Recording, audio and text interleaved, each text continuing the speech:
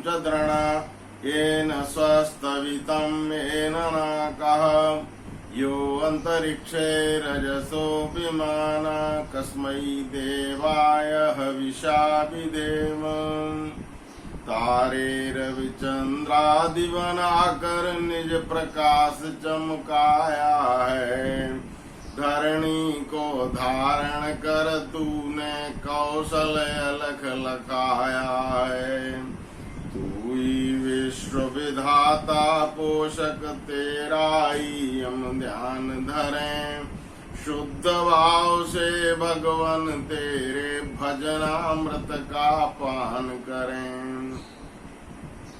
इस प्रातःकालीन अमृत बेला में उपस्थित इस बाल सत्संग में इस सत्संग के सभी आयोजकों को, प्यारे बच्चों को सादर सप्रेम नमस्ते।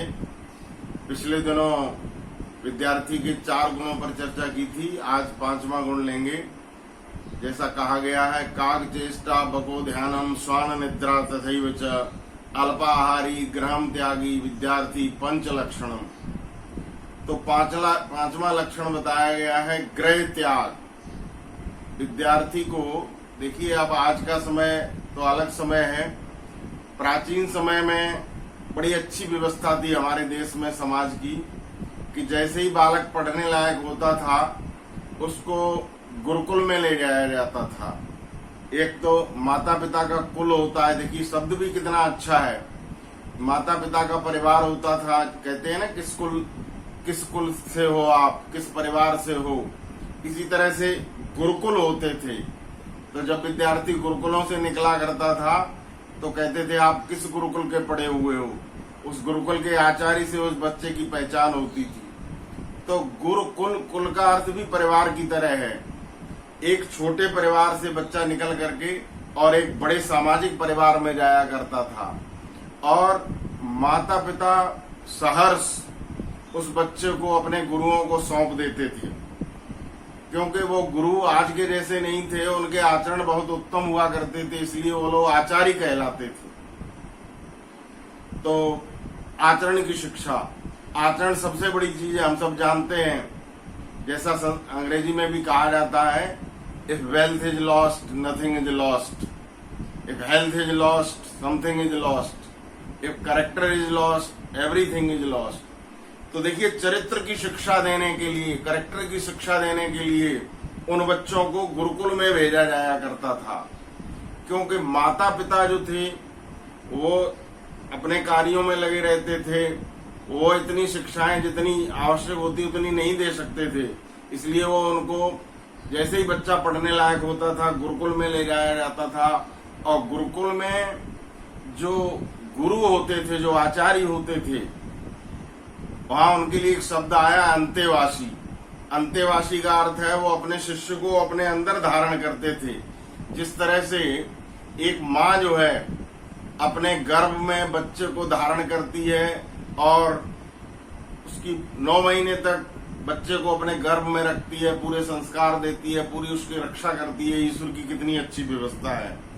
ठीक इसी तरह से माता पिता पूरी तरह निश्चिंत होकर के गुरुओं को बच्चे का हाथ पकड़ा दिया करते थे, और वो गुरु भी इस तरह के होते थे कि उन पर पूरी नजर रखते थे।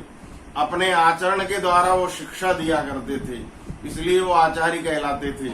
और जो बच्चे होते थे उनको एक शब्द दिया जाता था ब्रह्मचारी।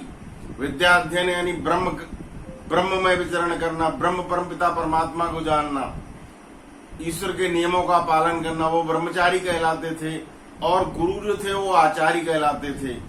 आचार्य का अर्थ होता है जो आचरण की शिक्षा दे, ब्रह्मचारी का अर्थ होता है जो आचरण की शिक्षा ले। यानी ब्रह्मचारी और आचार्य को जोड़ने वाली जो रेखा होती थी उसको कहते थे आचरण। तो ये आचरण की शिक्षा दिया करते थे, मुख्य बात यह है। और वो आचरण की शिक्षा किस तरह से देते थे, केवल उपदेश से नहीं देते थे, उनको देख करके बच्चे सीखा करते थे। यहाँ पर सीखने की बात यह है कि हम लोग माता पिता जो है अपने घरों में भी इस तरह का आचरण करें कि जिससे बच्चे देख करके सीखें। जो बच्चे गुरुकुलों में रहते थे वो अपने आचार्य को देखते थे कि हमारे आचार्य जी प्रातः कितने बजे उठते हैं, उसके बाद वो क्या करते हैं, व्यायाम करते हैं कि नहीं करते हैं, वो दैनिक संध्या करते हैं, ईश्वर उपासना करते हैं, रोजाना हवन करते हैं। ये सारी दिनचर्या गुरुकुल में आचार्य को वो देखते थे और आचार्य के साथ बैठ करके स्वयं सीखते जाते थे। और साथ ही ये भी सीखते थे कि हमारे गुरुजी, हमारे जो आचार्य जी हैं, वो क्या खाते हैं, कैसे रहते हैं, कैसे बोलते हैं, कितने बजे सोते हैं, कितने बजे उठते हैं। ये सारा जो आचरण की शिक्षा थी, ये उस समय गुरुकुल के माध्यम से, गुरुकुल में गुरुओं के माध्यम से हमारे बच्चे जो थे वो सीख लिया करते थे। दूसरा इसका उद्देश्य ये भी था गृहता घर छोड़ने का, कि बच्चे एकाग्रता से पढ़ाई कर सकें, अध्ययन कर सकें। एकाग्रता शब्द बना है जिसमें एक ही आगे रहेंगे। क्या लक्ष्य? हमारा लक्ष्य, जैसे बताया ना, कौवे जैसी चेष्टा। तो हमारा लक्ष्य है विद्या अध्ययन करना। तो केवल विद्या में मन लगे, वहां पर गुरुओं के साथ, विद्यार्थियों के साथ केवल पढ़ने पढ़ाने का कार्य हुआ करता था। जब बच्चे घरों में रहते हैं तो माता पिता के दूसरे कार्यों में भी उनका ध्यान बंटता है। अब आज के समय इस तरह का नहीं है कि उस तरह के गुरुकुलों की व्यवस्था नहीं रही, लेकिन फिर भी जितना हम कर सकते हैं, ये सत्संग भी एक तरह का गुरुकुल जैसा ही है, जहाँ बच्चों को आचरण की शिक्षा दी जा रही है। तो मुख्य बात इसमें यही है कि वो गुरुजी के पास जाते थे, वहां एकांत में उनको पढ़ने का पूरा अवसर मिलता था। 25 वर्ष तक वो अपने को विद्या से परिपूर्ण करते थे, विद्या से अपने को तपाते थे, तपस्या करते थे। घर की सुख सुविधाएं नहीं मिलती थी, गुरुजी के सानिध्य में उनको रहना पड़ता था। एक दूसरे के साथ रह करके वो सामाजिक वातावरण भी सीखते थे। तब 25 वर्ष के पश्चात जब वो घरों को आया करते थे, तब अच्छी तरह से तैयार होकर के। और देखिए, जिस समय बच्चे गुरुकुल में जाते थे उस समय उनका एक उपनयन संस्कार होता था। उप का अर्थ होता है नजदीक, नयन माने ले जाना। किसके नजदीक ले जाते थे? वो गुरुओं के नजदीक बच्चों को ले जाया जाता था, आचार्यों के नजदीक ले जाया जाता था। और उस समय वेदारंभ संस्कार, उपनयन संस्कार, यज्ञोपवीत दिया जाता था। यज्ञोपवीत एक तरह का उनका यूनिफॉर्म हुआ करता था, जो इस बात को बताता था कि इसके 3 धागे हैं। मैं 3 ऋणों की याद दिलाते हैं, याद रखिए। एक तो ऋषि ऋण, जो ऋषियों की ज्ञान परंपरा है, वेदों से लेकर आज तक जो हम अभी बोल रहे हैं, ये सब हमको ऋषियों से मिला है, इसकी हम रक्षा करें। हम वेद आदि शास्त्रों को पढ़े पढ़ावें, ये ऋषि ऋण से इस तरह से ऋण हो सकते हैं, हम उसकी रक्षा करें। दूसरा पितृण। पितृण का अर्थ होता है जिस तरह से माता पिता ने एक उत्तम संतान के रूप में आपको दिया है, उसी तरह से आप भी बड़े होकर के इस संसार को एक अच्छी संतान दे करके जाएं, तो आप पितृण से ऋण होंगे।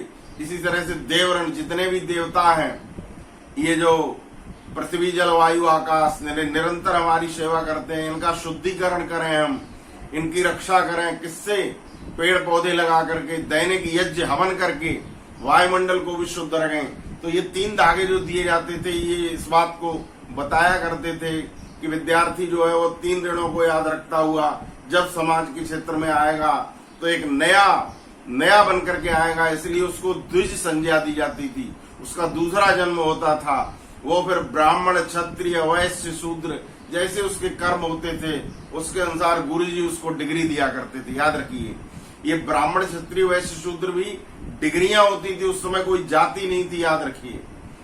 तो मैं बता रहा था कि जो एकाग्रता विद्यार्थियों को जो गुरुकुल में ले जाया जाता था, उसका मूल उद्देश्य एकांतवास का ये होता था, वो एकांत में रह करके एकाग्र होकर के विद्या अध्ययन में पूरा मन लगाएं, अच्छी तरह से विद्या को अर्जित करें, अपने स्वास्थ्य को अच्छा बनाएं, व्यायाम करें, संध्या करें, सारी अच्छी अच्छी बातें गुरुओं से सीखें। और जो मुख्य बात है, जो आचरण सबसे बड़ी चीज है, वो आचरण की शिक्षा गुरुओं के माध्यम से, गुरुकुलों के माध्यम से इन विद्यार्थियों को दी जाती थी। तो यही इस 5वें गुण का जो संदेश है वो यही है कि विद्यार्थी, अब आज के समय में उस तरह के गुरुकुल नहीं है, तो भी हम इतना ध्यान रखें, जिस तरह से माता जी मेडिटेशन कराती हैं, उससे आप इतनी शिक्षा लें कि आप अपना मेडिटेशन इस तरह का बनाएं कि केवल विद्या अध्ययन में मन लगाएं। आप घर के जो माता पिता के और दूसरे लोगों के जो कार्य हैं उसकी तरफ ज्यादा ध्यान नहीं दें। 25 वर्ष तक का जो समय है विद्या अध्ययन का, शारीरिक स्वास्थ्य बनाने का, उस पर अपना ध्यान दें, तभी सभी विद्यार्थियों का और हमारे देश का कल्याण होगा। ओम शम।